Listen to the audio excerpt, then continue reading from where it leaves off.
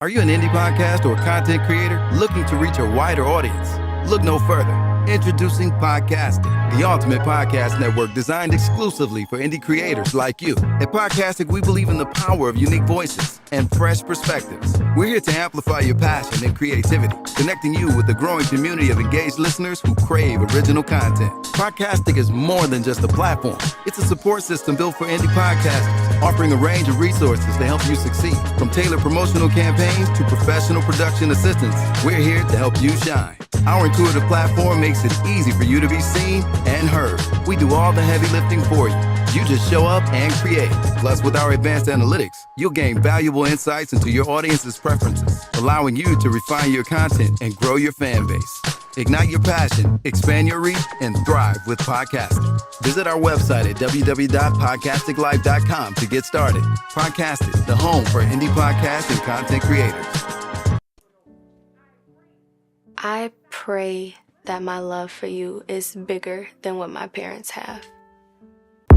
So you must be my daughter's new friend? Candy, let me ask you a question. Oh, so this him? This the man that comforts you more than me? Mama, all men ain't like daddy. That's not fair! Rise and grind, wanna show at 9:15 a.m. Monday through Friday, great conversation, guest appearances, 'cause you experience us on the cusp of blowing up. Boom. Wake up, wake up.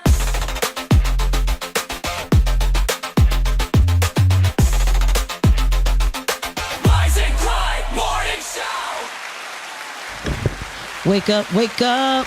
I look like I got a bunch of stuff in front of me. Let's clear that out. Good morning, everyone. Welcome to the Rise and Grind Morning Show. I'm your girl, Lake B. I got Miles Dixon here with me, and I got an amazing guest that we'll be bringing on shortly. We thank you guys so much for joining us today. Let's get this Tuesday started. What's up? What's up? I mean, nothing. Don't come on me like that. Don't act like I just came to work by myself today. It's really, really hard to hold a whole show for 2 hours by yourself. No, it's not. You can talk. You can talk all you want to. Welcome. Hey, Lake, how you doing? How was your weekend? My weekend was chilled.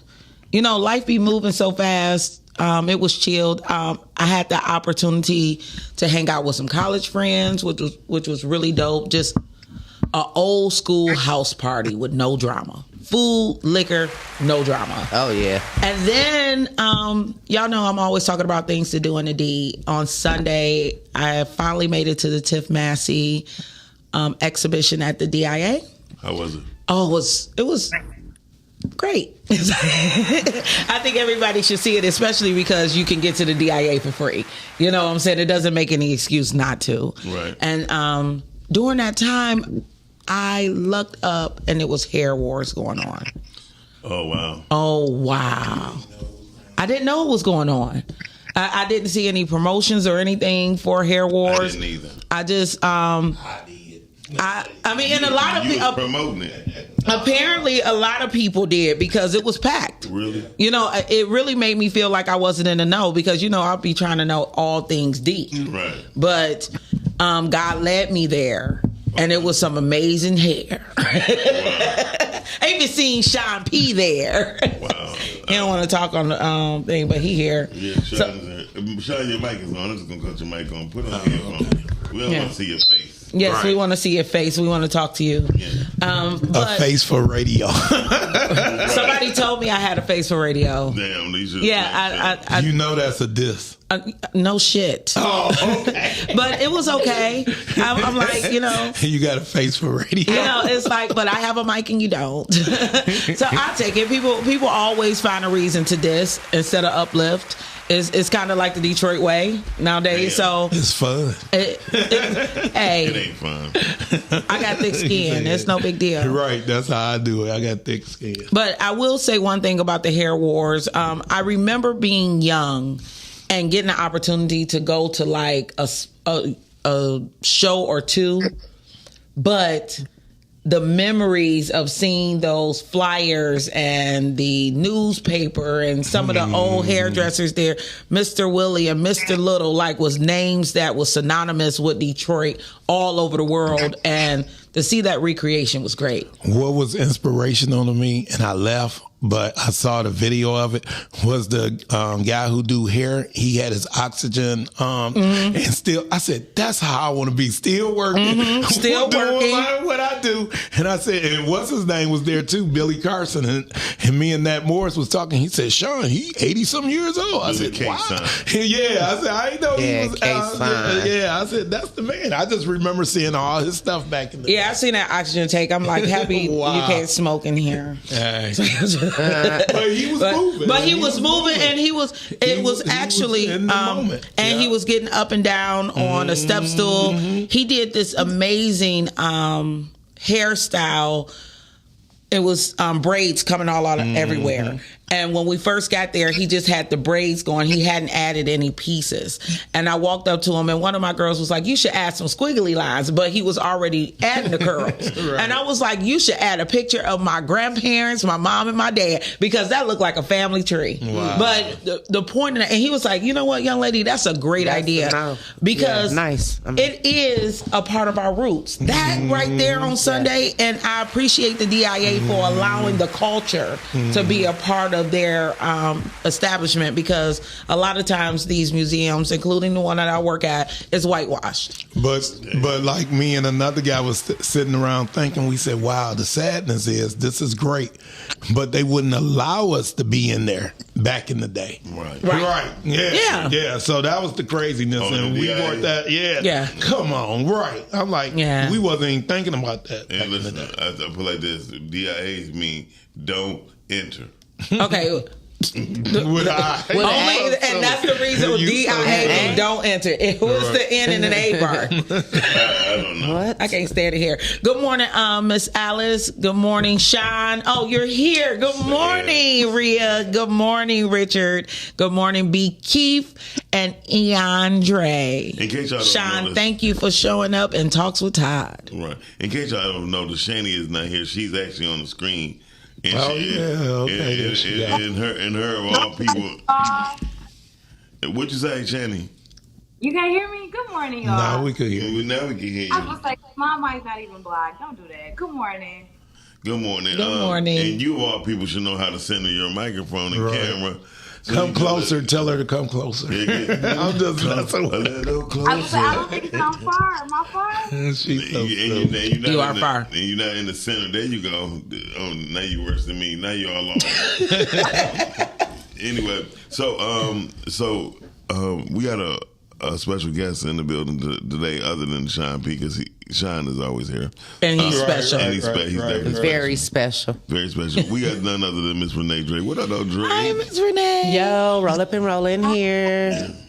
Good morning to everyone. Okay. So she's here because we are here, and we're going to promote the vaginal monologue. See, this is the reason why no one asked you to talk. He's so silly. It's the vaginal. That just sounds diseased. The vaginal. Like, nobody want to, they vaginas. And look, that's how the doctors come. That's how you know you got something like, well, your vaginal area is kind of, got bacteria in it. That's how you know when you hear vagina. Right. So, good morning, Scott. Thank you so much for coming here today. We are going to talk a little bit about the Vagina Monologues that is going on this Sunday at the International Institute at 3 p.m. That is 111 Kirby, and we still have tickets on sale. Now, Ms. Drake, have you done this monologue before? Yes. And by the way, that was a great segment, how y'all brought me in. No music, no nothing. That was pretty much brought me up like how they do at the comedy spots. Thank you very much. You went straight from talking about hair to coochie, so that was perfect. They was on my case last week because I mentioned I had a hairy coochie. So you was not anymore. I went home and shaved after. You must have been born in the 70s. 9, but I'm okay with it. I'm okay with it. I like her hair. I like coochie hair. Don't say her hair. I told you stop letting these people think that you done seen my coochie hair. I don't like that. I've never seen a coochie hair. I was about to say something, but I'm not gonna say that. Thank you. Sound like hairy coochie. That's all. It's okay, as he should. So, Ms. Drake, you've done this before. Yes, so this will be my second run with the Vagina Monologues. Okay. I thought you did more than that. See? No. This will be my second one. Thank you. Can you tell our audience a little bit about the show and why they should come and buy a ticket? Speaking of tickets. Yes. No, listen, this is a phenomenal play. It was written by Eve Ensler. Yeah, you know, I'm not good. Yeah. Don't ask me really to say no names or anything correct because it's not going to come out like that. Mm-hmm. But with that being said, it's honestly a great play. I was introduced to it when it first came out, 96, 97, whenever it may have came out. And I originally thought it was a boring play. You did? Honestly, until I got into it, and I brought it life. Well, one of the things that I noticed researching, I have a part in the monologues as well, and doing my research, watching other people perform it was like a snore fest. I agree, but when I was practicing or being in rehearsals with our sisters. We funny. Yeah. We live. We can turn anything we touch turn into beauty. Yeah. So like coochie. Exactly. So the first time I was in the play, I played the part of the flood, which was in my opinion, an older lady who had an experience where she used the word flood, which we might use the word now as squirt. Oh. And she squirted all through his car, this gentleman's car, and got put out of his vehicle. So, yeah, exactly. So, with that being said, that part of it, her experience with sex alone deterred her from having sex. Period. So, I want to squirt on somebody's car. And it was a perfect. Wait a minute. It was perfect for me. This is the morning show, and like cereal. Yeah, it was perfect for me. It was perfect for me because at that time I wasn't squirting at that moment, but I had, and it reminded me of this guy I used to date, also who had a bald head and Why y'all look at Miles? I didn't look at Miles. For one, Miles is the only man with a bald head in this world. He's the only man in the bald head in this room. I love men with bald heads. I love men with bald heads. Because thank God Sean walked out. So yes. So perfect. That worked out like that. So yeah. So once again, that's the whole. If that doesn't make you want to come and see the play, I don't know what will. So you the squirting vagina? I was. So not for this particular one. Okay. I'll be a different person this time. And I will tell you guys, there's about a dozen plus women who are working really hard to put on this production. You shouldn't just come see me or come see just Renee. Right. You just come see the amazing talent. It's the beginning of International Women's Month. And I think this is a great way to start off the month to celebrate. Yes, absolutely. definitely. March is Women's Month? Yeah, what did you think it was? Last year you was doing business. Remember, I was pissed about that. He we're going to honor all business, but not the women in business. That was October. I don't know what it was. I said what I said. I don't care. Somebody said, look at your face, and they laughed. How about that for a conversation? Look at Miles' face. Ha, ha, ha. You show is ugly. No doubt. I'm amazed. Shani, I'm amazed. Shani, because I'm amazed that when people always say, Miles, who damn doorbell ringing? That might have been mine. But anyway, so sorry. I'm sorry. I'll turn it off. Gang. Anyway, I can't do that. What, squirt? No, the hand signal with like. Oh, yes, Oh, you can't do that? We off that. We all born in the 70s, so. Yeah. Nanu. And then Is push that the Nanu other- Nanu? Yes. No, that's not. It's Mork and Mindy. Mork did that? Yes. Okay. Okay. You talking about Dr. Spock? Made it. I don't know. All right, she's like, just and I show up don't to the care. party. Look, Drake just high. She like, I'm not high yet. So I'm Okay, just- so Miss Alice said. Yeah, that's the problem. So we have Miss Alice here. She will be performing the flood, so she can't wait. Yeah, the flood. When I say I had an amazing time doing that, I had changed my voice. Just so shout out to the next character. Like I had a ball doing that, and I was actually living in that moment. Mm-hmm. So for me to actually have lived in that moment and become that same character was, amazing to me. Miss Alice, I read I am a squirter, but you said I am the squirter. Like, what is it? Now our numbers about to go up real. Oh, you say what? What helps y'all get ready for y'all character? Like, what helps y'all get into character? What helps? Sex. No, it depends. It might depend for some people on what role you're playing, but for that one, for me, whenever any character that I get into, I generally try to read through my character, and not only my character, I try to read around the other surrounding characters so I can get an idea how their perspective might be of me or even my perspective of them. So that kind of helps me. And, you kind of just want to draw back a little bit from the things that you normally do from just being yourself. But, some people get deep into their characters. I don't get all that deep. But when I played, I ain't gonna lie, when I played the flood, I was all the way in.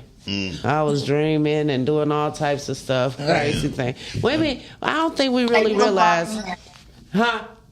Say you was locked in, huh? I was locked all the way in. I was dreaming about, it's like, without giving away that the next character spot, but it's like a particular person that they have to speak of.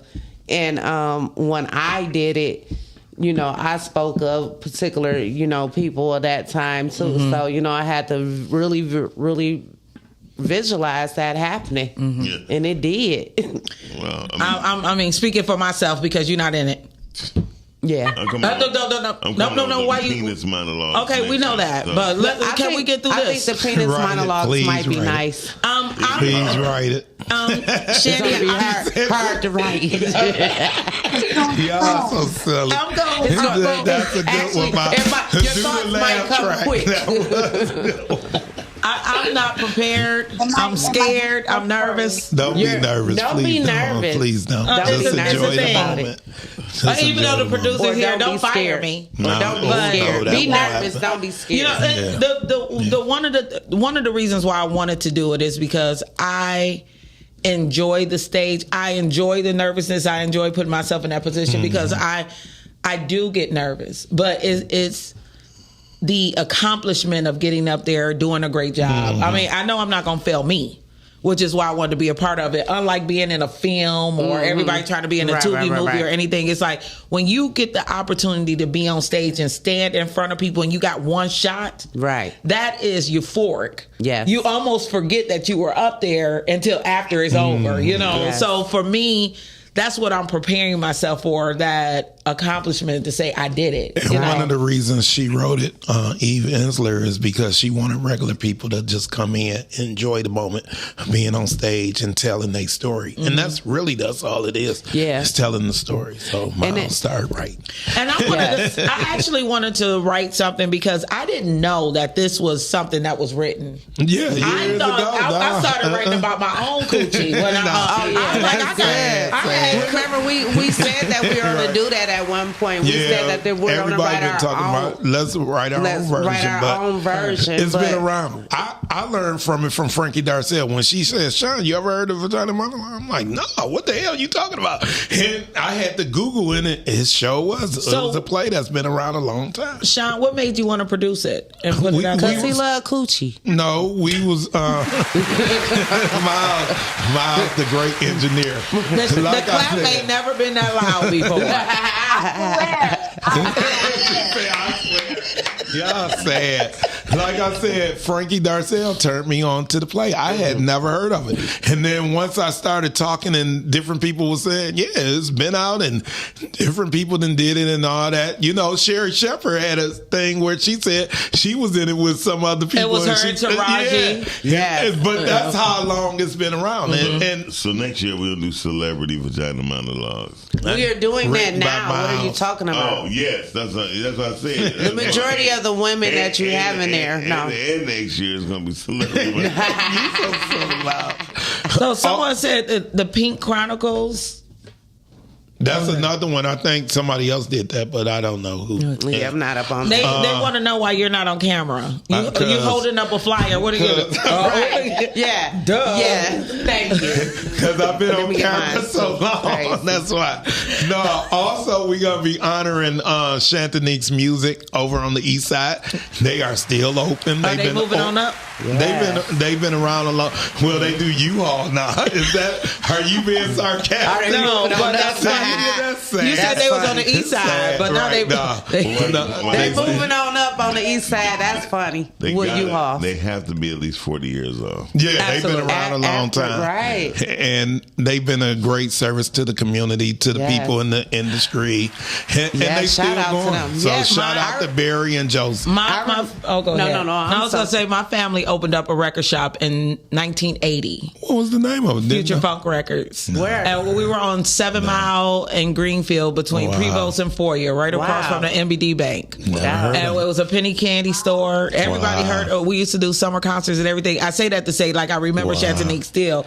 And they opened it up right before I turned 1. Wow. So I'm 46 now. Yeah. So it may have been over 40 years. Chantanique's been around a long time. Now, we used to buy records from Donnie Simpson. Oh, yeah. Simpson records. On 6 Mile. Yeah. Wow. That's crazy. I remember somebody actually, I believe, was just speaking about your spot.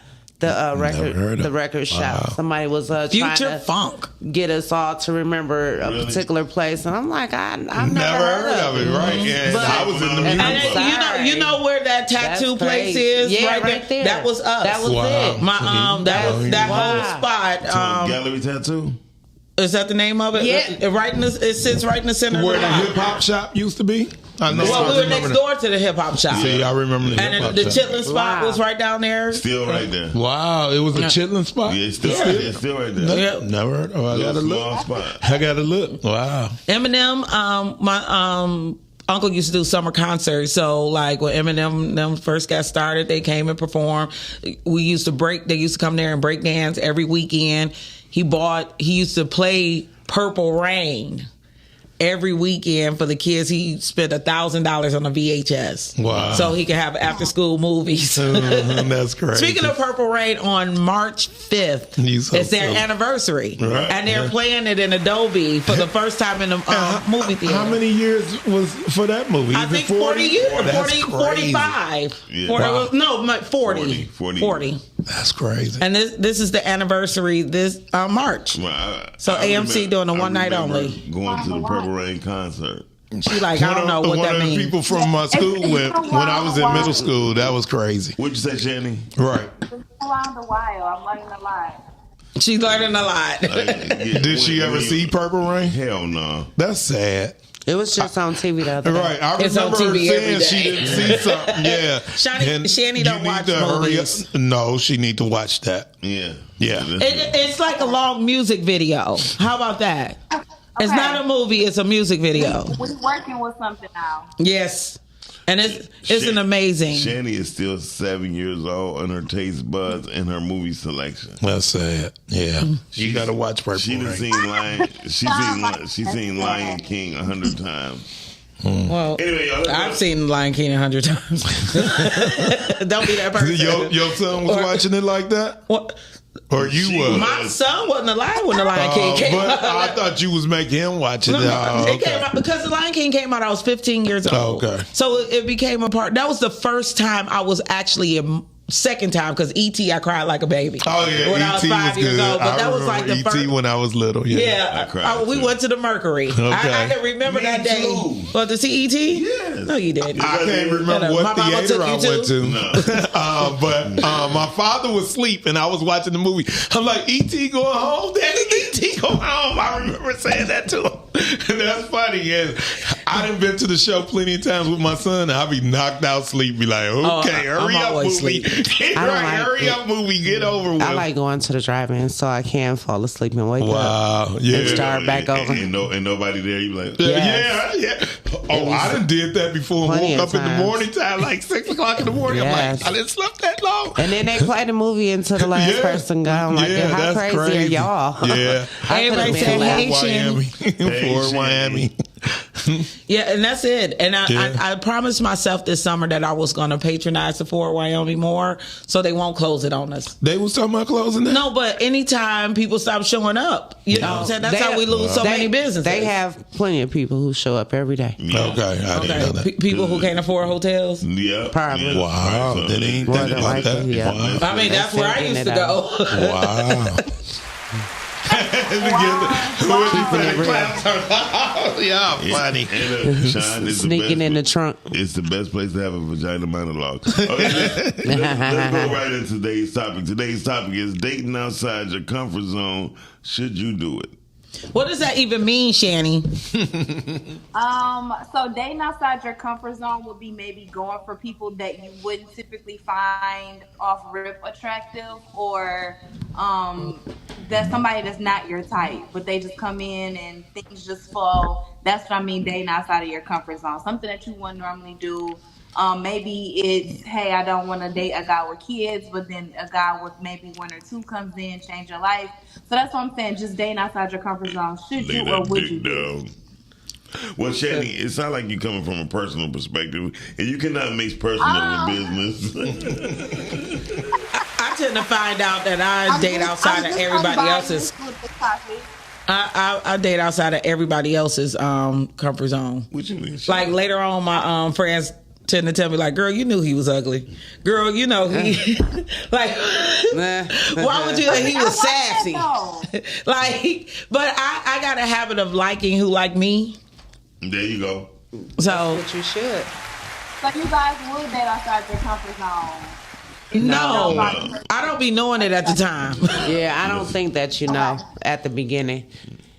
I mean, I think you do, because hypothetically speaking, whenever I try to kick it with a light skinned girl, that's outside of my comfort zone. How? Because I don't mess with. Like, Well, why would you? So why would you then? Because she might have the right thing that I was looking at or looking for at that time. So that's not out of your comfort zone. That is. I mean, okay, any woman with a good brain. Oh, you talking about head? No, it's But she's thinking correctly. Right. She's out of your zone. no. I think first of all, I don't be attracted to light skinned women. So wait, hold on, back up. So you're not attracted to light skinned women, Right? Like, are you saying that you're not attracted to light skinned women who know how to think? No, I was joking. I mean, but we don't know what you're saying though. All right, so we back. Who you talking to? The fuck? Now they act like Joe Budden. Now y'all want to go about that? I'm just saying, look, be clear. Okay. Like we have guests here. Okay. They trying to understand. They guests today. My aunties Would y'all like a looking and they banana? light skin.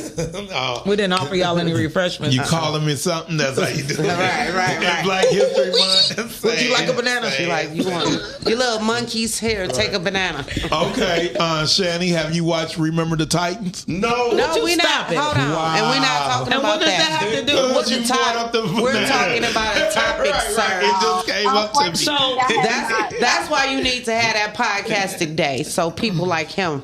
Hey, it just came to my mind, and I shouted it out. I will say that as far as as you get older, I think you become more accepting of things that you wouldn't have accepted before. So I don't. So when I was 19, I lost somebody because I refused to accept them and their child. Okay. You know, I thought like they 19. 19 years old, that's too much for me. You got a baby on the way. I don't want no parts of that. But now at 46, it's like, and I got a young child. You know, most of the people I'm interested in are grandparents, but they aren't. Like most of my friends are grandparents. You know, but it's like, well, I can be a little more accepting to. Yeah, silly. Y'all are silly. Yeah, silly. Most of my friends got AARP cards. Like Miss Alice says, she's 55 with a 17-year-old. She says she don't have time or patience. You know what I mean? But like, I found myself, I'm with somebody with 7 kids. You know what I mean? Ooh. Right, he does. Yeah. Like, she like, wow, babies? No, they not babies. They all adults. Oh, well, that don't matter. Does it not? Okay, so it matters. The way the phone fucking ring, it matters. Like every time we get in a conversation, one of them fuckers. Now that's my thing. Hold on. Let me take off these because that's my. I can't deal with that. My daddy, he loved me. A man with kids, or with kids who still asking for not stuff, asking, and they just calling. There's like 7 people. That's 7 people. Oh damn, that's bad. That, like, you know, I call my mama every day. So if you got 7 people calling you every day, so quit calling your mom every day. So they'll quit calling every day. Never not.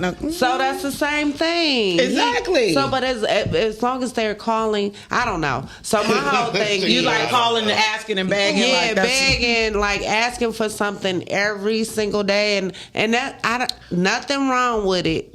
Nothing in a sense is wrong with it. But when you're dating, and I just feel like some people just don't want their parents to get none.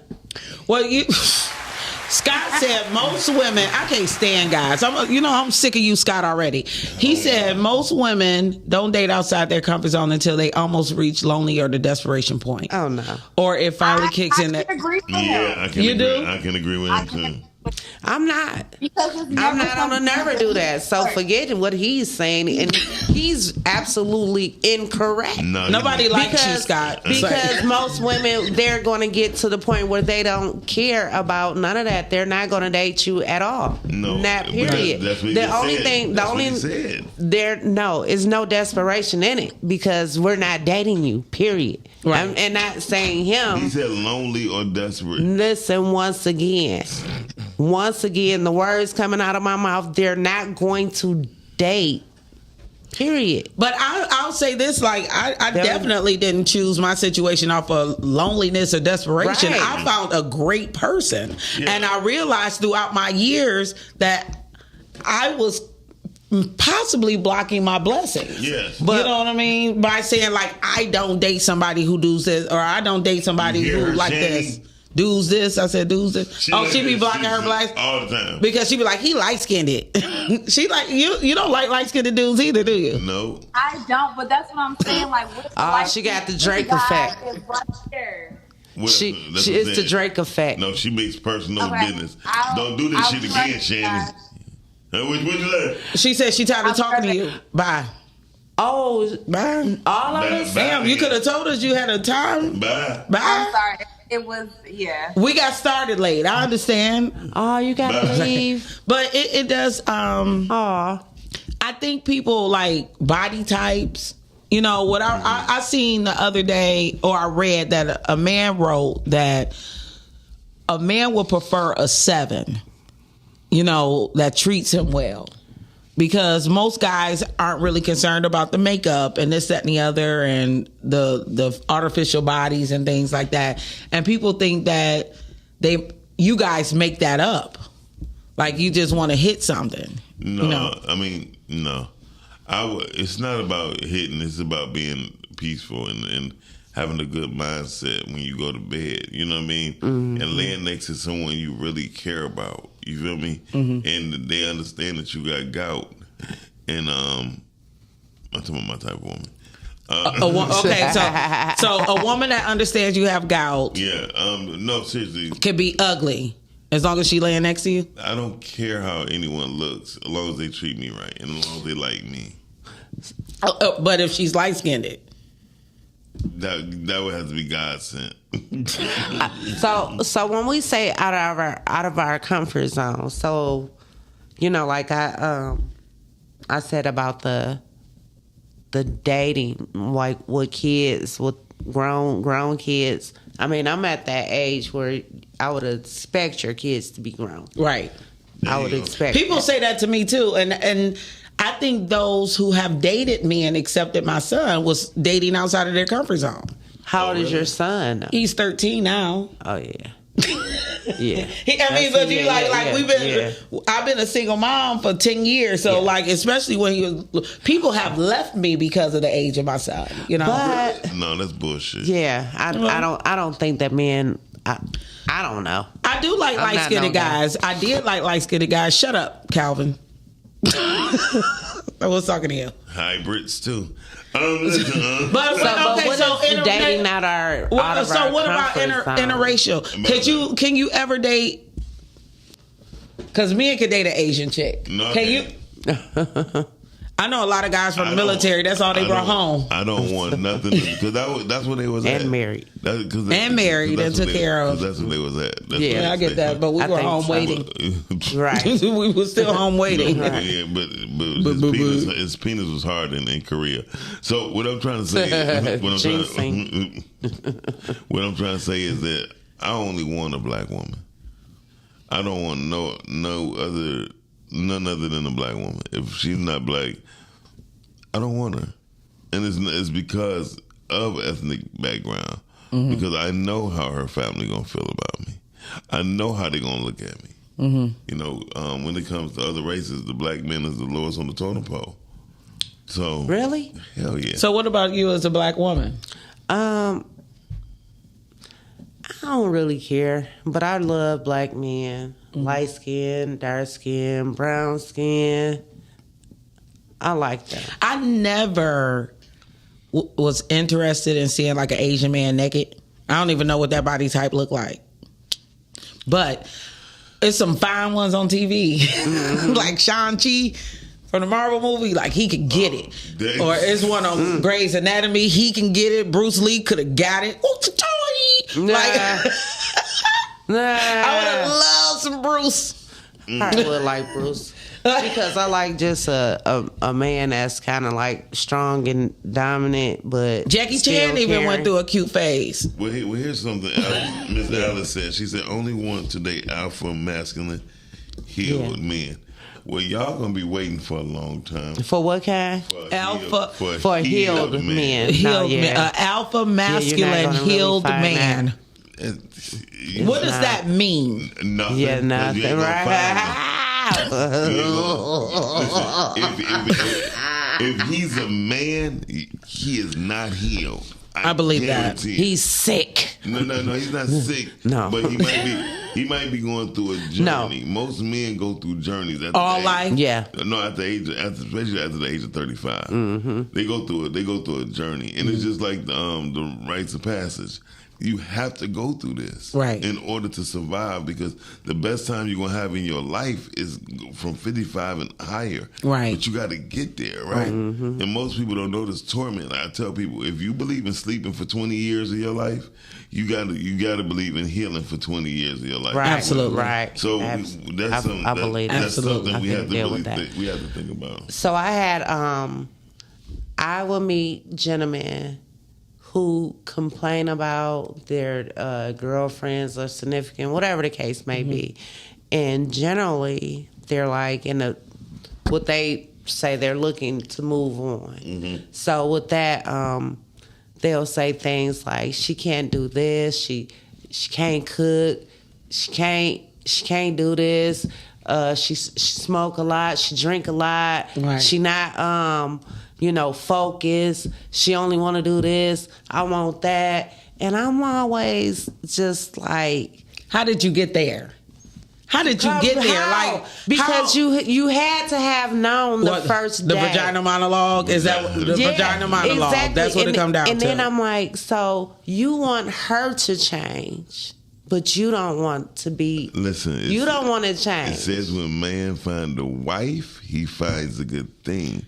A man who cannot becomes a husband until he finds a wife. And all I keep trying to tell people is that the way God set life up is we have to pay attention on food. How many wives some of these men gonna find? Some of them we never get there because here's the thing. And then women get fallacies. Women give us false expectations a lot of times, right? And it's not y'all fault. Y'all was just born. Y'all was raised that way. You know what I mean? Make sure your hair like this. Make sure this like that, right? Instead of no, you need to know you got naps. And it's okay that you got naps. No, and it's okay for a man to accept you for who you are. I realize, and I am so grateful for being over 40 and then becoming over 45, and I look forward to the next step because the acceptance of me has become more comfortable. You know what I mean? If I'm home, I'm chilling. I'm chilling in the onesie. There you go. I mean, you know what I mean? And I definitely want to be accepted for who you are, who I am. Because if we are married, what movie was that? What was it? Happy to be Nappy, I think it was. And she would get up every day and put on her makeup and lay next to her man like this. Like never. I can't even remember that. Yeah, but I would never remember to get up before you because I pee too much. Like when I go pee, I'll be trying to get back and forth. I got bad bladder. I sleep in a CPAP. I need him to know all these ailments. Like I come with a machine. Alice, you are right. You will be waiting, baby, because she said a man that can self-heal. But what do you mean she is right? Because she didn't say nothing about her being waiting. No, she said I'll wait. A man that can self-heal. So a man can never self-heal. I keep trying to tell and explain people. That's why man needs family. Right. Family is his healing source of life. I believe that. So most people don't get it. And that's why we have more single women in this day and age than ever. I ain't never meet so many single women ever in my life. I swear to God. You don't think that's a generation thing? Because no. And going back to that, because people will not date outside of what's comfortable to them. Listen. You know, because we got too many options. The only reason why my family is single is because their husbands passed away.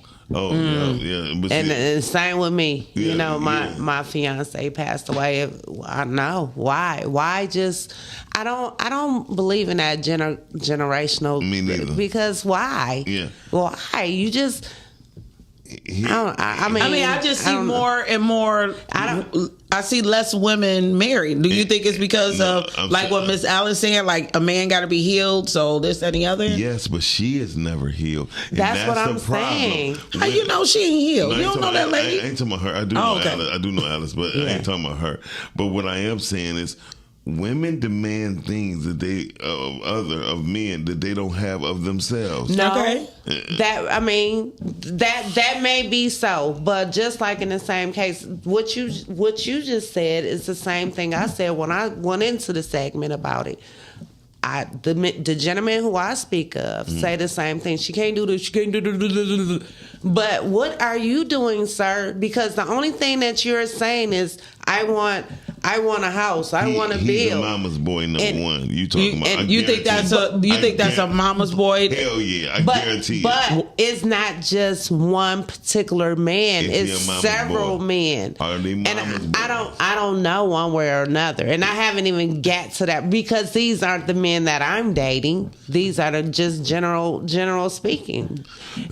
But just like what I told them, like, you have to heal. You can't say what you want if you can't be the same person. And that's like what I had to tell them. Just 1 second. Like, when I got to the point of, when I dated, my fiance before he passed, it was years before I was able to date and get to the person who made me most happiest, and I would assume I made him most happiest too. Mm-hmm. But it was like what I said to him. It was Go ahead. Several things that I knew about myself and didn't know about myself leading into that. So I'll just give one example. One example for me was I didn't allow. Dang, you all right? Shanny, you okay? You okay? Man down. You back in your comfort zone? Get in the zone. Okay, I had to learn how to let a man be in control because I was so used to me being me. I'm making this. I'm going to work here. I'm taking care of my. I'm all of these faces for me and my daughter. Mm-hmm. So when it came to a man dating me, I only gave him as much as 2 feet. Right. Instead of giving him a whole leash to do what he needed to do and leave me along the way. So once I got to understanding that about myself, I worked through that, and I just so happened to find a man, or a man found me who wanted at least, to not only be a leader, but also have someone who was willing to take control when he needed to be led as well. I'll tell you one of the craziest things from a woman's standpoint. We ask and we ask and we ask for somebody to be brought in our lives. And then it becomes very uncomfortable when they want to take care of you. Yeah. Or want to listen or understand you or be supportive. You know what I mean? And I think especially for my situation, being brought up here in the city, I lived in a home with 2 women. You know what I'm saying? I didn't have a man in a home. So everybody worked. And the women in my family are breadwinners. They're strong, And then we grew up in a family business. My uncle was there, but it was like we worked and worked and worked. So when you find somebody who want to come in, they partially want to take care of you emotionally, spiritually, physically, you know what I mean? You start to push them away because you don't even know that you're uncomfortable until you're not used to it. You know what I'm saying? And then it's like, how do you train yourself to stay? What the hell is that I'm hearing? Is that you? Right. That's what I'm trying to understand. That's Shanny? Shanny, look at that. She like, I ain't doing nothing. Because I ain't got it. Right. So I digress. See, this is the reason why I can't do movies. I get fired. But scene, I'm back. So one of the things that really is an issue is that how do you not run those type of people away? And I think sometimes we get in the relationship and we realize that we're out of our comfort zone. Because I remember falling in love with a heavyset guy, kind of nerdy and everything. And I didn't know until the first time he kissed me that there could actually be passion there. Like he was soft. His lips was soft. He was soft with me. You know what I mean? And the whole time I was like, like this ain't who I want to show up with. What I'm saying? You gonna get on top of me. You gonna smash me. I ain't know he had them arms to keep from putting all that weight on me. He knew he was funny. Big all his life. I didn't know that though. I believe. Wait till exhale. Yeah. Waiting to smash. What you say, Jan? He'll keep her warm in the winter. She's gonna hear shit keep you warm in the winter. Hot in the summer. What I was saying is, shout out to Mika Smith. Mika Smith, I can tell you've been hurt. Was she married? She said, what did she say? No, she been hurt before. I bet she been hurt before. What did she say? Nobody likes you. That man's want her to do all the work, see the healing, etc. He don't want to do anything to move the relationship forward. So she's talking. She's referring to the guy. No, I know that, but the truth is, we once again, I'm not dating these people. Yeah. These are just people who just want to talk to me about their problems. But I know that guy because I want to listen. I mean, I don't know that guy, but I want to listen and I want to judge them. Right? You can't. But here's the thing about judging. No, I'm teasing. I'm not judging. I'm teasing. I'm teasing. Honestly, the truth of the matter is, when it comes to men, we don't have the patience with men, right?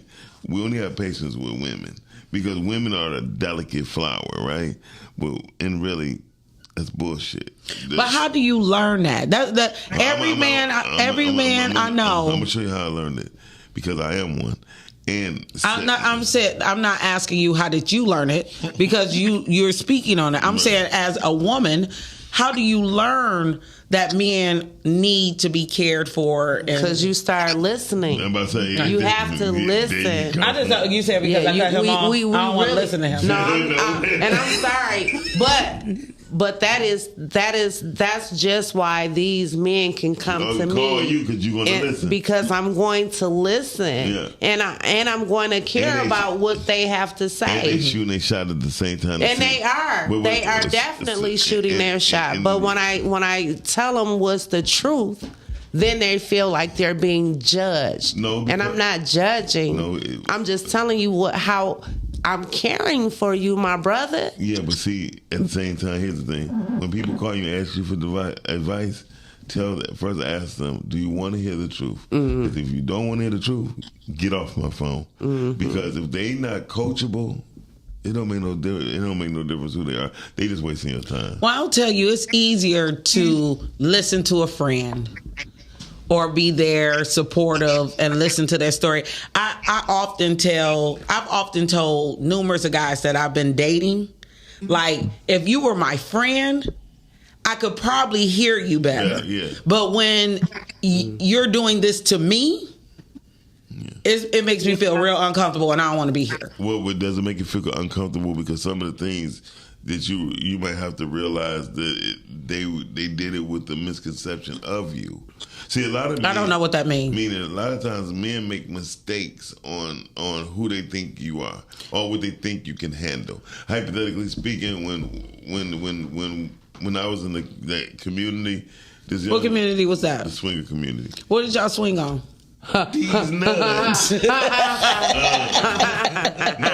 No, but when I was in the swinger community, a woman, you would think that a woman. Why everybody out of the swinger community now that I want to join? It's like, I'm just joking. I'm just joking, Tom. Derma gonna be like, hey.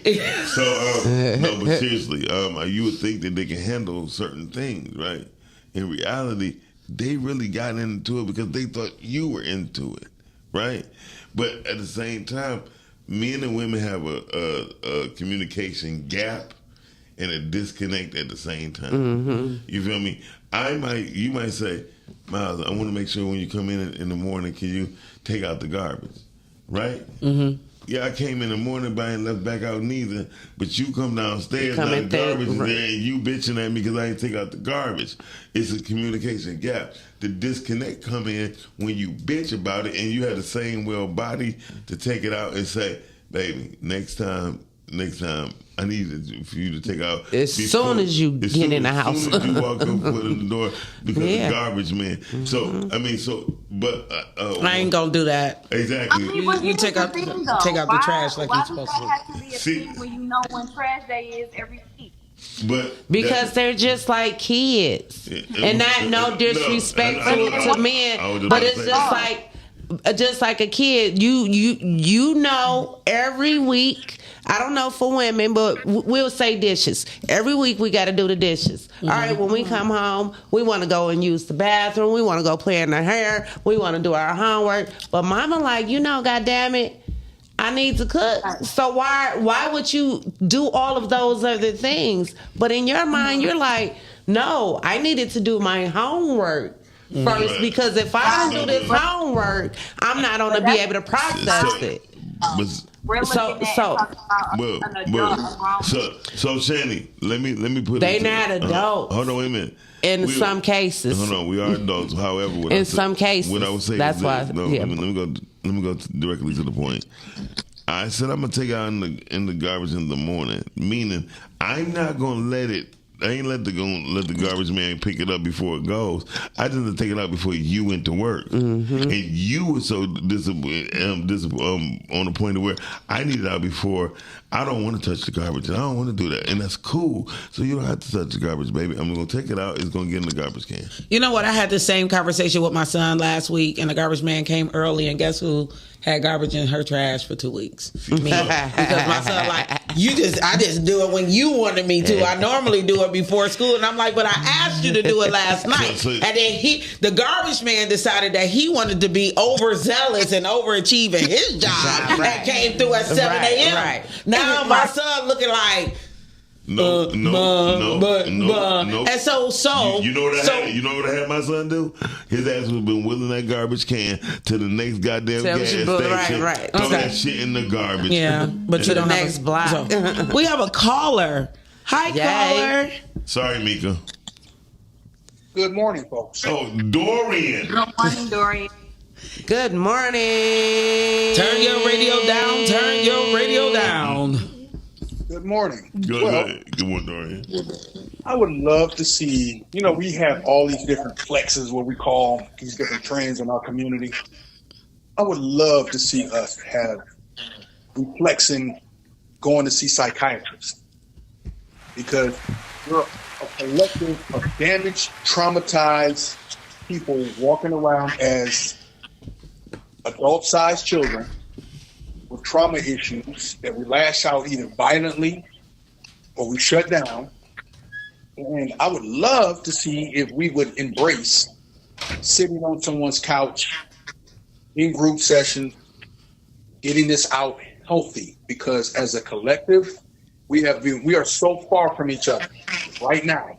Currently, this is the crisis of existence at this point. Our enemy is the black woman. Our enemy is the black man. This is how we see the world. Everyone is trauma. No one wants any, leadership. We say we want leadership, but we won't accept it. We say we want to do better, but we don't do it.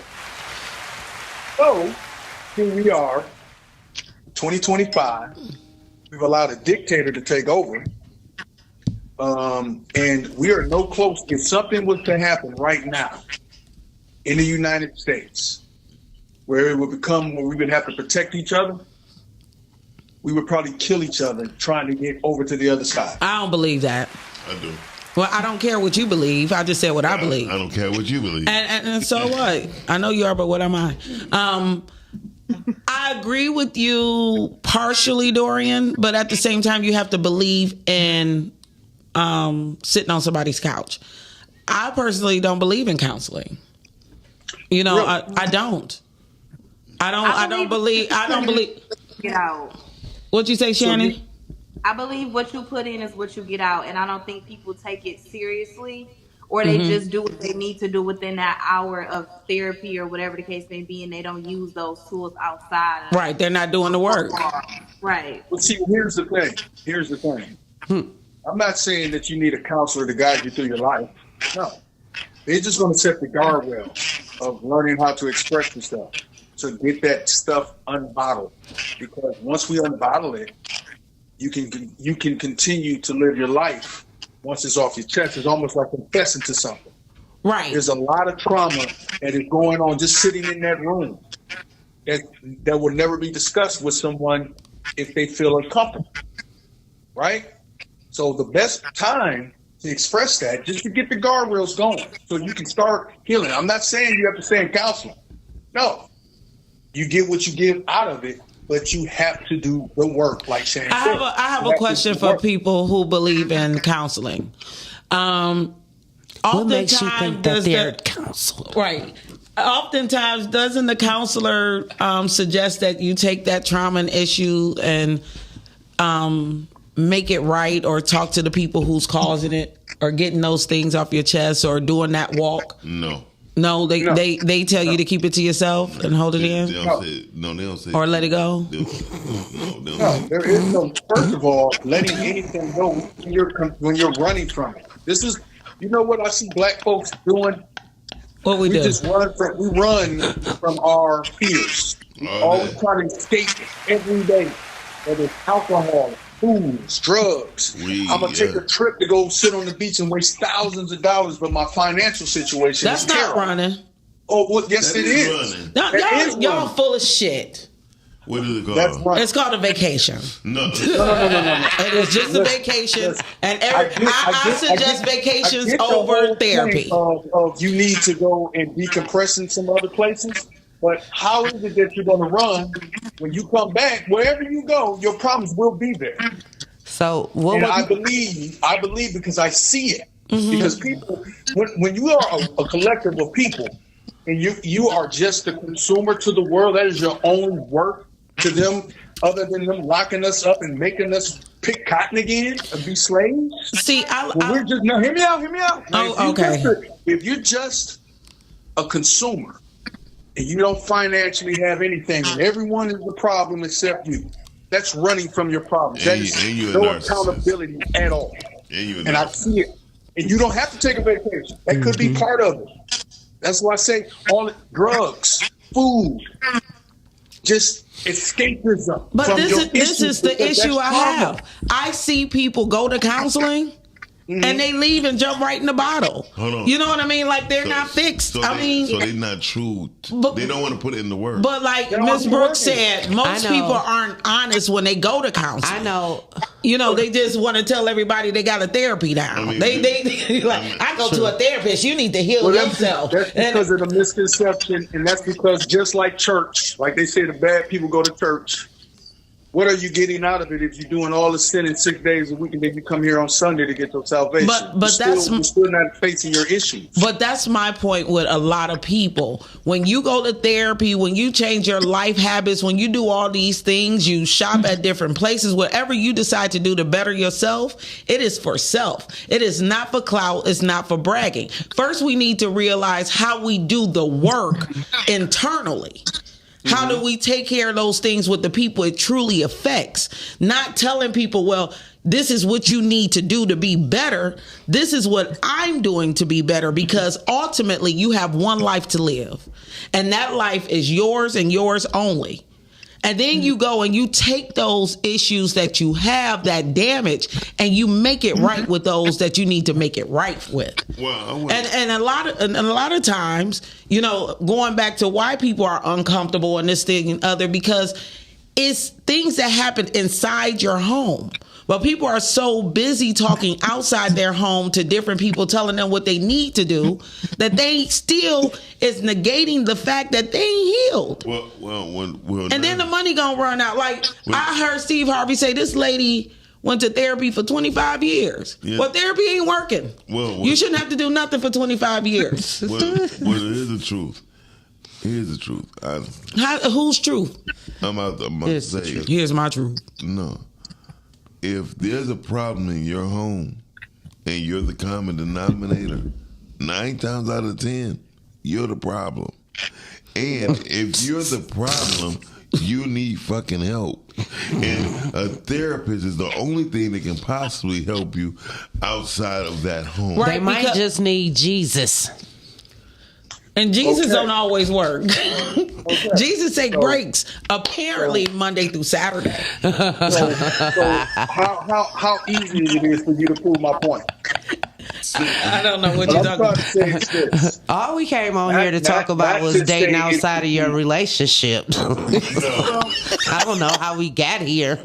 How did we get here? And no disrespect to you, Dorian. No disrespect. It's all in mental health. How? Because what does dating outside of your own comfort have to do with mental? That is mental. How? I'm asking a valid question. No jokes allowed. Here's why. I can't hear Shani. Shani just said something. Hold on, Doria.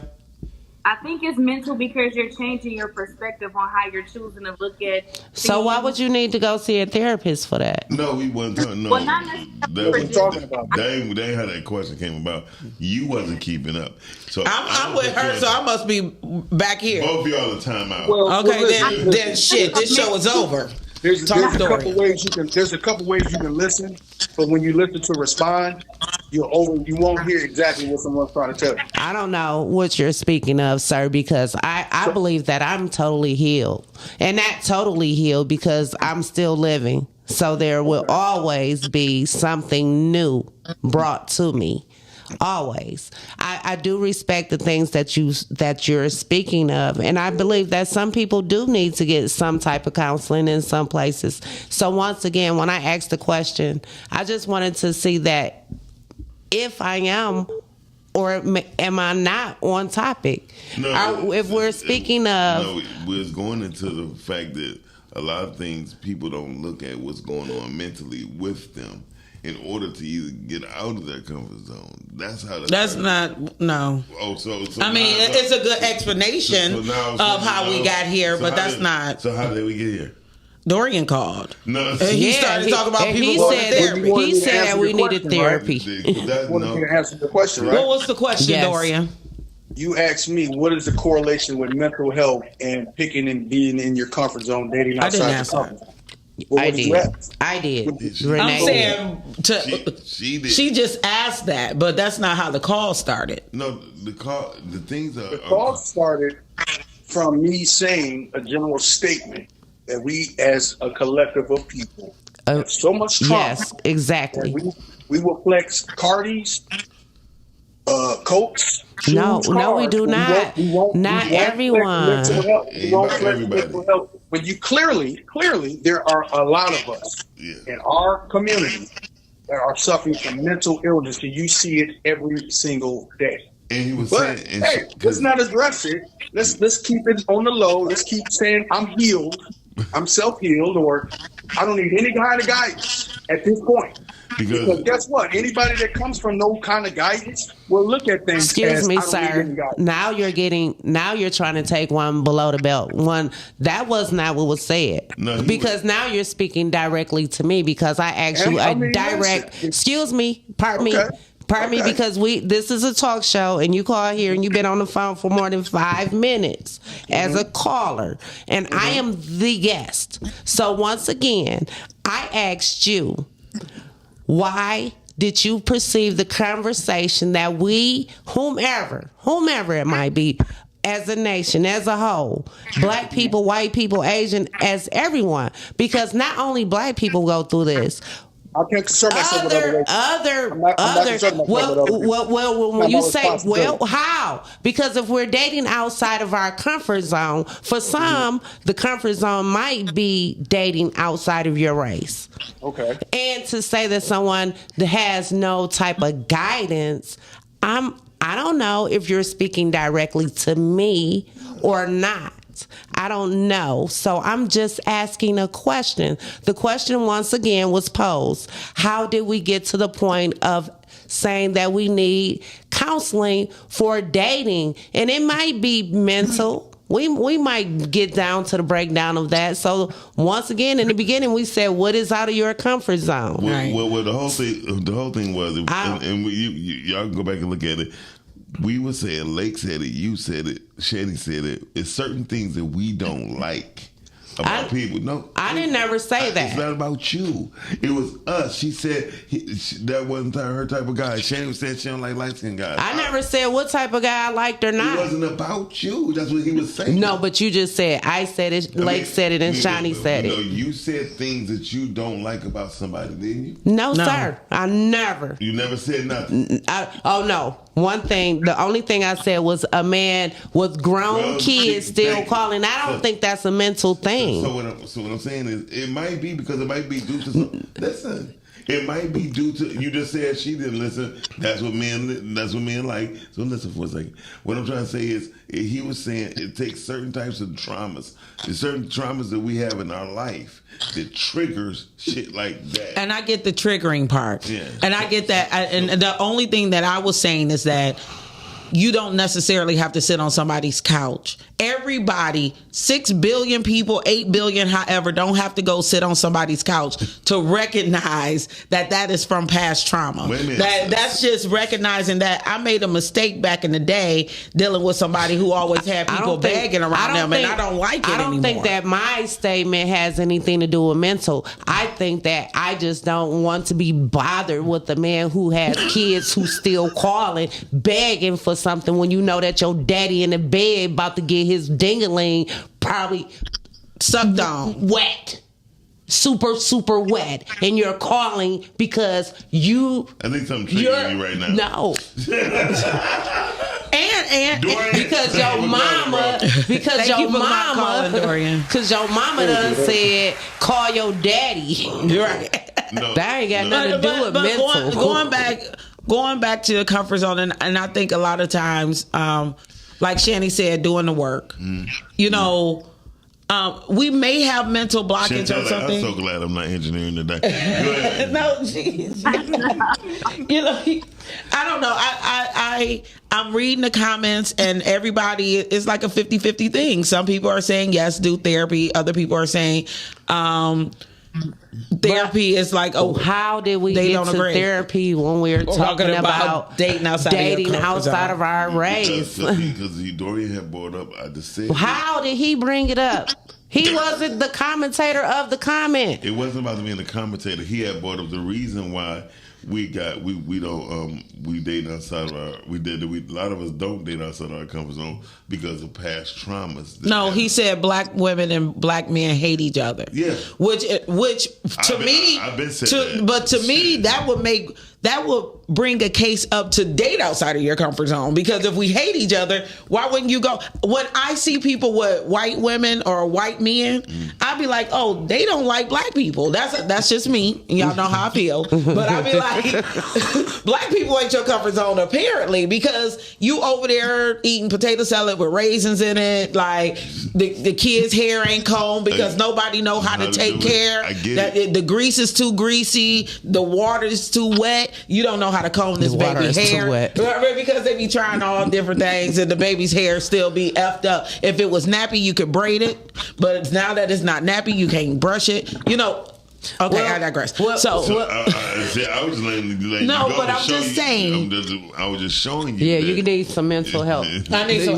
You need to go sit on. Shani, go get her a couch. But you know what? I sit in this chair every Tuesday, and I speak my truth. And I'm real with the audience. I'm real with the panel that sit here, and I'm not hiding anything. Yeah, I'm not running from that. But you got to remember two things. What's in you is not inside of someone else. But that's why I say everybody doesn't need a couch. It's not about everybody. But he said everybody. No, he said everyone. But no, he wasn't speaking about us. No, he was. I'm anybody, not everybody. I'm somebody. I'm an NFB. No, everybody needs someone. I'm an NFB. Everyone needs someone to talk. I'm no fucking body. Literally, I'm not. So I do want to date outside of my comfort zone. So if any man is out there that's outside of my comfort, call me. Hey, jump in the DM. I've been single for a while. Is that because you're lonely and desperate? And I need some therapy. And you're lonely and desperate. And please bring me to your couch. Right. That's what I'm talking about. If we want to heal, let's go to the couch. The only healing I need is on my feet because they hurt. I know this plantar fasciitis is killing me too. No, shout out to Dorian. We appreciate your call. No. Now somebody say you don't have to date outside of your comfort zone because it's a waste of energy and coochie juice. Yeah, it is. So now what do y'all have to say? Now is this mental? Do you think it's a waste? I might be going through a mental. What is it called? Dating outside of your comfort zone. Do you feel like that's a waste of time? I think anything outside of your norm. I think anything outside of your norm is better for you. It's helping. Now, my biggest fear was always. Even if it doesn't work out, it can always be a lesson. A lesson. I don't go into things. It can be preparation for you getting. Yes. But Shani, you gotta go through a few. But Shani, that used to be my issue with dating white men. My fear was that I would become comfortable and end up in a white family. You know what I mean? Like, because I don't go into every relationship thinking it's going to end. I never operated that way. That's why I don't have a lot of relationships. I date for permanency. Mm-hmm. So if I date a white, no, I didn't want no white babies. But what you just said about, I believe also. I'm sorry. That's why, I had, an opinion, but not much of an opinion on this subject. I believe that if you do date outside of what you might call outside of your comfort zone, it's definitely a lesson. Now, when I'm honestly teasing when I said that I don't like men who have grown kids who still beg. I still call my daddy and beg for stuff, right? Mm-hmm. So I'm really honestly teasing, but at the same time, there is a lesson. Mm-hmm. There's definitely a lesson, not only for myself, but maybe for someone else who's out there listening to us right now. Right. Like, you don't have to call your dad at 9:00 and ask him, can he send you some money for an Uber? You don't have to. You could have called him at 6:00. in the afternoon. You know, and I don't know, whatever the case may be. You know, we all have different reasons for calling our parents for when we feel best needed. Well, I'm gonna tell you, if you have your parents in your life, call them as much as you can. Now, exactly, Call them. But here's my thing. I've learned to call my parents at times when I feel like I'm not gonna put a stress on them, because I'm out late. I do a lot of things. So if I call my parents late, they're gonna probably think something's wrong. Mm-hmm. So I try to call them, you know, during the morning times when it's less stress level for them. Now, when you on the subject of children, because I know a lot of women who have children that do not have children, that do not like the interaction between dating a man and their relationship with their children. Mm-hmm. And people have told them they're wrong for feeling that way. Like, if that man got a kid and she calling him, then she should be able to call her daddy anytime she wants. But it's like, but it's not for me, because I don't even have a kid. Mm-hmm. But people will tell you over and over again that you're wrong for feeling that way because you're not a parent. But it's like, okay, if you don't want that in your life, that doesn't make you wrong. Just because it's right. And my son will always forever be able to use me. And I ask people now, like, not use me, but call on me and things like that. No, he should be able to use Okay, however you look at it. I talk to people now and be like, okay, so if my son goes to work every day and he is taking care of himself, he's a good, respectable guy, and he's 25, how do you feel about him still living at home? A lot of men will be like, he don't have no business being at home. I'm looking for the man to say it's okay for us to have our family with us because we're the only race that kick their children out even when they're doing good. Not the only ones, whites. But go ahead. Okay, I don't care about what white people are doing. I only care about what we're doing. Now you sound like Dorian. yeah, because you just said. Okay. Black people and white people. There you go. Are the only people who kick their children out. But I'm looking for somebody who's okay with us still rearing our children beyond 18. Oh yeah. So I'm saying this. Just to kind of be on a more sensible part of life, right? Mm-hmm. Or not so much sensible. This isn't sensible at all. So when we say date out of our comfort, would you be comfortable dating? I don't know. I've never had this to happen, but would you date a guy that's on drugs? No. But I know people who have mistakenly dated somebody that was on drugs because they didn't know they were hiding it well. And then when they found out the person was on drugs, it was hard to let them go because the love was there. Yeah, because y'all know that we only 6 degrees from knowing a crackhead. Yeah. Because they all dress in regular clothes. Now, yeah. I mean, you don't know that these things. What that got to do with? I'm just saying. You trying to do jokes on us? Yeah. Okay. Go ahead. Did it work? No. Okay. All right. I'm gonna start all over. I want to say what Smith. Can you read what Meek Smith said? Which one? Therapy is for people who have tried to work through their trauma, unspoken truth on their own and didn't do so well. They need tools to navigate through those things, whether it was childhood trauma, relationship trauma, grief of a loved one, etc., because they don't want to choose the bottle, pills, or other substances to numb the pain. To each his own. You know what? Shout out to my optometrist. Yesterday he told me that I need to start reading without my glasses if they're up close, and put my glasses on if I need to see far. Come through. Like, you see what I did? And guess what? I can read this. I can see what I did. Can actually see this. I want to be an eye doctor now. So let me tell you my thing about therapists or people who go through therapy. I feel like they become more distant from people once they go through therapy.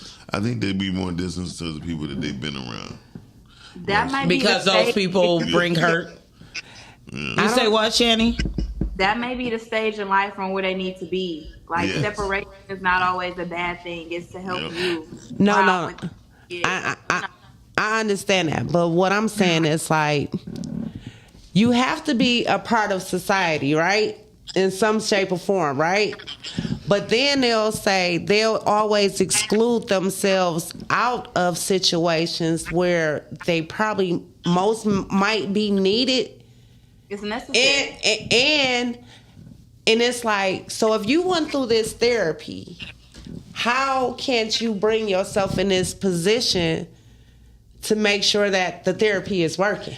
It's almost like driving. Like I'm gonna learn how to drive, but I go get my license, and then you never drive. You think about an alcoholic, though. We got a caller. Okay. Caller, you in there? Good morning, at FN. How are you all doing? Good morning. Hey, so I am 52, so I've got some experience. So I'm just going to share that, and just listen, no judgment, as they say, I guess now. But so if I knew then what I know now, there's 3 things in my life that has helped me to stay a functional, not so toxic parent, and that's my priority every day. Being that I'm a single parent and also a caretaker of my near 90-year-old mother. And 2 adults and 1 teenager. So with those factors, I tell, these are the most important factors I've allowed in my life, and I look towards, or tools in my life. One was the counseling, but there is a little bit of a back history to that. The other is, of course, prayer, finding my spiritual journey and finding where I'm at in that. That was the biggest. Third is my traditional, because I'm Native American, and also seeking that in that sense of everyone has a regulating factor in their life. Mm-hmm. They have a natural system that they have to become in sync with, because as we know, this world of the colonized world is conditioned. Mm-hmm. So prior to the colonization, we each had our own innate ability and skill to be able to masterfully regulate ourselves, however that was. So that's that spiritual being part. And then there's the other part, which I was talking about, the religious, being one with God and being able to worship and just kind of having that, because that's kind of the common ground, and that's something that is available in this conditioned world. I don't know if this is probably all confusing. No. And I apologize. No, and I have a question. Do you think the therapy portion or the spirituality portion was most impactful? Right. That's where we're going to go. I'm glad you asked that. Okay. Mm-hmm. Because in my earlier years, and it all comes down to I'm ADD. Had my counselors that I sought in my 20s and 30s had even considered that, I probably would have didn't have to worry about all the anti-depression medication that they would put me on, or depression medication. It was coming to find out that I was ADD, and I had to do my own research, and I was like, there's got to be something. And that's when I realized, because I had tried to work on my graduate work in counseling, and I had to break it down myself because I was getting the knowledge and I had the tools to be able to do the research and figure out I need to connect the dots myself. And that's when I realized it is anxiety, because when I'm in certain situations, my ADD gets very triggered. Mm-hmm. So if your body stays in high anxiety state, your body has this natural ability to depress itself so that your body can functional, so it's not so toxic to yourself. Now, if you stay in that state, it stays depressed. Does that make sense? Absolutely. Yeah. So I had to learn all of this, but it was the Native American traditional part that helped me settle my spirit. Mm-hmm. Then it was going to, honestly, it was actually going to church and finding that part. That's when I gave myself over to God. That was the second piece. Mm-hmm. Then when I had that whole piece together, I was then able to say, this is where I'm supposed to go. I'm asking these questions when I walk into the counselor's door. It's not depression. I do have anxiety. It's something else. It was finally someone God was able to put in my life, in my journey, to say, you know what, let's take a look at, you know what, you're right. It is ADD. Mm-hmm. Let's put you on the correct medication. That's when it all came together. So that whole time I went through probably a decade of multiple medications thinking, what is wrong with me? This is not working. They put me on, I must be totally backwards, but it even wasn't that. And not only that, sometimes certain counseling, you have to know the types of counseling because there's so many different ones. There's ones you don't want to see a psychiatrist because they're there just to medicate you. That's their only concern, to see how you're doing and the effects and the side effects. The counselor is the one you want to look for, but you want to look for the correct kind of counselor. There's cognitive therapy. There's so many different therapists out there. You have to do the work and do the research before you just step in and say, I want to see counseling. I agree with that. Okay, that's all. Thank you, Sorry, Ms. it's only thing. No, all right, we appreciate, and like you said, we listen and we do not judge, and so we appreciate you sharing your story. Yes, I just want to give somebody that little bit. Hopefully, it helps them to realize. Okay. Absolutely. It makes sense. Okay. All right. Love y'all. Okay. Love you too. Bye-bye. And that's another thing I was going to get into. There's so many different types of therapy. It's not just a person sitting on the couch telling somebody their problems. And, there's a thing called the root. When you get down to the root, or the root of things, people will learn, maybe sitting here talking to, like, older men with gray hair when I was in high school, I ain't listened to. They kicked me out of school so many times. My mother got beat by a guy who had gray hair. Right. So I couldn't relate to I that. had a teacher, do you hear what I'm talking to you? And I was just looking at a straight face like, go to the console, and I went straight there. And then, so they was like, they put me in LD class and all that stuff before, because I did not convey until one of my counselors was like, do you know Miles' history? You in his face yelling. His mother was abused by a man who looked like you, and you're in his face yelling, calling him stupid. You know what I mean? Those are things that this man told Miles as a child. So they had me in LD class for like 8 months. My teacher was like, did you see his credit score? I mean, his credit score. I wish. His test scores. No. His test That's scores. not my phone. That's hers. But even people coming in you see his test scores, they're like, no, look at him. That boy is not what you think he is. And so that's another thing. So the type of therapy I probably needed at that time, you know what I mean, was me and my friend actually jumping on them later in life. You feel me? So, but at the same time, I didn't look at my mother and think of putting me in therapy because of that. Because when she found out, she was like, but also, did you and your mother ever sit down and talk about the situation and how it was affecting to you? No, because and that is my point. A lot of times we don't have a safe space where people could. I bring it up at the table. Like, I'm sorry, I just can't hold it in, and I'm not going to talk to a stranger.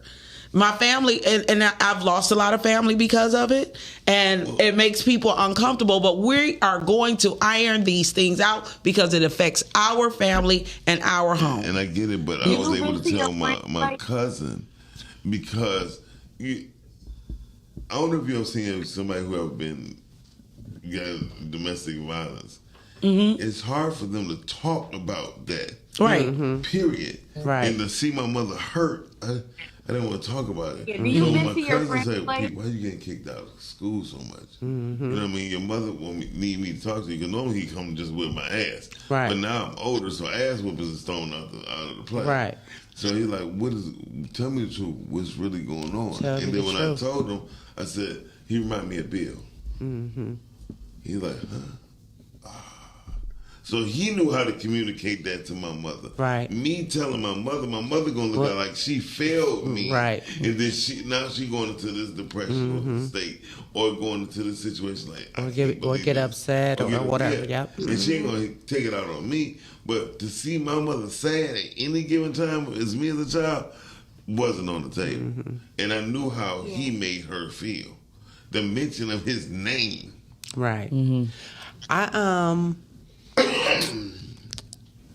So, like, in situations like that, he was your counselor for that moment, you know? Well, no, he was a person I was able just to say what was on my mind. Right.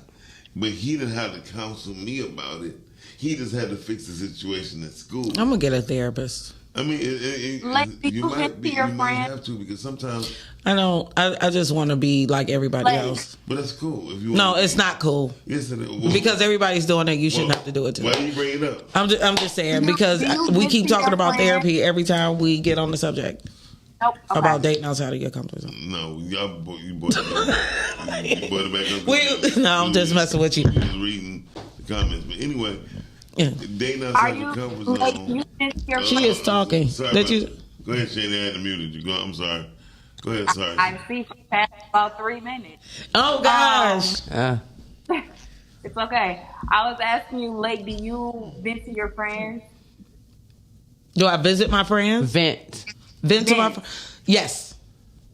Okay. Bitches, I just want you to think about it like this. Your friends at one point were strangers that you grew to confide in and also, be familiar around. So that's why you pick a therapist that best suits you. I had a therapist before. He was personally a pastor, which kind of, was like a 2-for-1 situation. But really just making the best of your situation and not, feeling like you're going to a stranger event, but just, looking at it as maybe you'll get those tools to be able to help navigate through life a little better. Right, but my friends don't send me a $2,500 bill.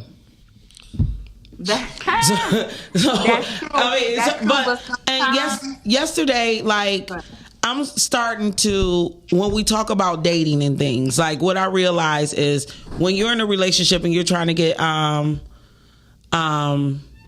things going or whatever, in your relationship, you're building outside of your comfort zone. Sometimes we have to be quiet.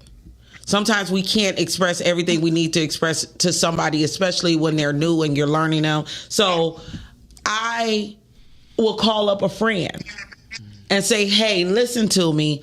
Let me know if I am being out of line. Help me navigate through this, because I really don't want to lose my person.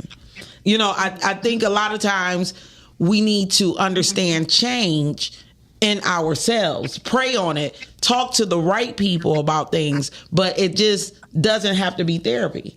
A lot of depression come in, people were talking about food, exercise, and this, that, and the other.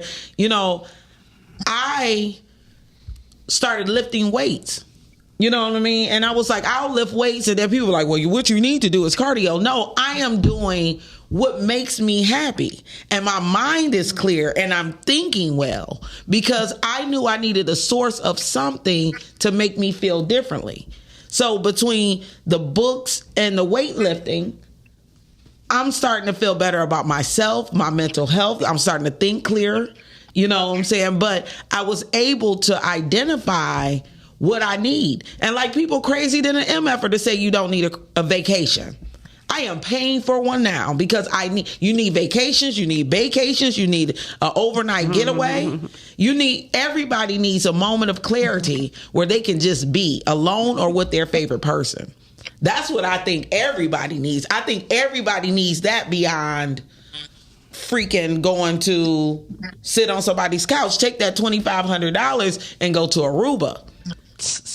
Yeah, I mean, you not coming in every day and venting on this show is a form of therapy. I've said that I've said that a lot of people don't have this opportunity. Like it is for me. It's absolutely a form of therapy. So maybe I am on the couch. You are, and everything I said didn't even know it. Like I've been rambling for no reason. That's what. Thank you, God. Thank you, God. I appreciate hearing this topic because, listen, I believe that I've dated outside of my comfort zone a couple times. And, honestly, just taking a moment to just think about the subject. I had a child dating outside of my comfort zone. And I'm blessed with my child. My second one was dating, my fiance who passed away. He was a cop. And when I met him, he was not in the best position of like being looked at as a person. Right. And we dated and things were wonderful. And although he passed, it taught me so much about myself. Right. So I could now. I'll be honest. That takes a lot of bravery to date a cop. I don't know if I ever. That is probably one of the career paths that I don't know if I would date somebody, and not because of all the tabooism, if that's a word, that comes with being a cop. I have self-diagnosed myself with anxiety because I know I get nervous, and I couldn't imagine somebody going to work every day and putting their life on the line every day. I mean, you put your life on the line every day. And people say that, but it's different. No, I mean, it's not. Okay, to me, though. To me. Huh? You just don't have a uniform on. Right. But I also, when they call 911, I don't get the call. And your boyfriend or girlfriend or whatever, whoever people dating, 9 times out of 10, they don't get the call neither. Right, they don't get the call. So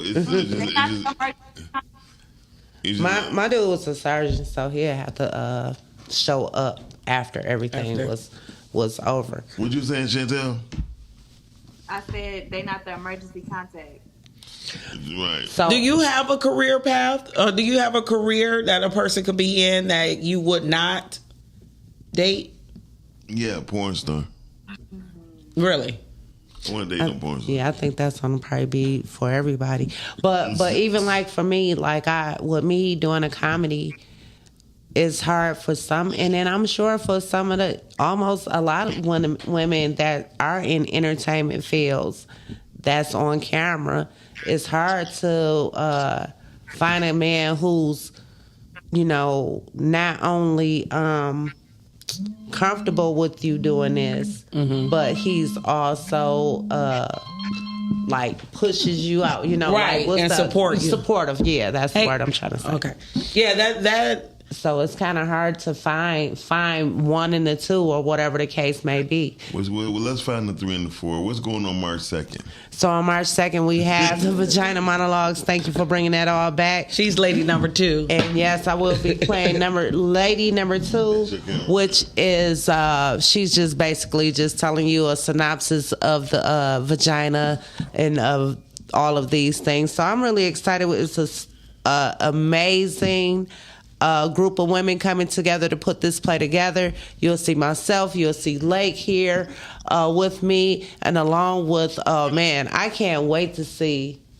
I don't even know, honestly, everybody that's on the production. Right. So I'm so ecstatic about working with this project. And then also we'll have the Lifetime Achievement Award going out that night. And I'm excited. So I'm looking at this right here when we're talking about Lifetime Achievement. Sean P. dropped off, or has it been here? Like, this is a Miles Dixon Lifetime Achievement Award. So for those of you who do not know, even though this man irritates my soul,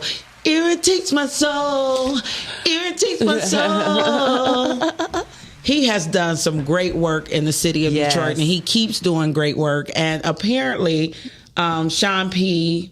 acknowledged him for the Lifetime Achievement Award of 2024. So I do want to take a moment on seriously thank you. I thank you for this platform and therapy you have provided. Yeah. Yeah, you were an asshole. When you got that award, everybody was so excited for you. Yeah, and that was really, really nice to see that not only was podcast members there, but he had so many people there who you would never had even. I didn't even know that they knew Miles. Mm-hmm. So that was so, and they were super, super happy to see that you got that. So I was too. Really so. So if put that on your shelf, and I had to pay Sean. You had to pay to get into the. We talk about that. But if you guys want to purchase tickets, you can buy them from me or me. Right, I'm putting my Cash App right Don't here. Buy in them from Sean. Right, buy them from us. So if you guys want to attend the Vagina Monologues, like I say, is the stories that should be told. Yes. And listened to and heard, and then maybe we can all go to Honest John's or something afterwards. Okay. Because I like to eat. Yes. But How we doing on time? I'm about to get out of here. We're about to get out of here. So real fast, just y'all didn't tell me, but I'm gonna tell them. Please find me on all social medias under Renee Drake, RENEE Drake, just like the rapper that don't nobody like, but hey, that's for me and for you to find out on your own. Hey, and also somebody asked who the lady in the green, and I just tagged you. I said that's at Renee Drake. Renee Drake. It's right there in here. So we can follow you on all platforms? All platforms. I'm even at JP West coming up this Saturday, so come on in. And I'm every Wednesday at Mr. Map, so 1627, please come. Mr. Map still open? Yes. They food still good? Food is so good. Please come through. Is it a comedy night? Yes. Every Wednesday we do a late night comedy show starting at 10:30. 10:30? 10:30, yes. We start about 11 o'clock, and it's free to get in. We have free parking, and it's lit. And it's very well secure. Trust me. I have a birthday coming up on March 11th, so you may just see me there on March 12th. Okay, then. Yes, that would be honestly a great day to come in. We're doing something new that day. So that would honestly. They got great food there. Yes. Right in the hood. Yes, I was hoping Tiffany Haddish would have came up in there when she was here. Did y'all invite her? Not really, but I was just hoping. I was just hoping the word got through. Who doesn't like good chicken? What did you say, Shannon? I said wishful thinking. Wishful thinking, you feel me? You gotta think big. Yes. Think big, bitch. The time on the Vagina Monologues this Sunday is at 3 p.m. Doors open at 2:30. Yes. If you send me the money, I will put your name on the list. Yes. Oh, Sean like to eat too. Ooh. Yes. Yeah, that would be nice. But Sean's having a comedy show right after that. Yep. So you in the comedy show? Yeah, he don't know it, but I'm gonna take over and be the host. Yeah. That works. Why not? I'm gonna already be there. So we thank you guys so much for tuning in. I will see you guys next Tuesday, and they will be here tomorrow on the Rise and Grind Morning Show. Yes. Thank you so much for coming, Miss Thank you. Thank you for having me. Shani, we love you. Love you. And I missed your face in person. I'll see you later. Tune in the stream at 1:15 p.m. We will be interviewing the cast of Blind Trust. Goodbye. Yes. Goodbye. Bye. Peace. Monday through Friday, great conversation, guest appearances. 'Cause you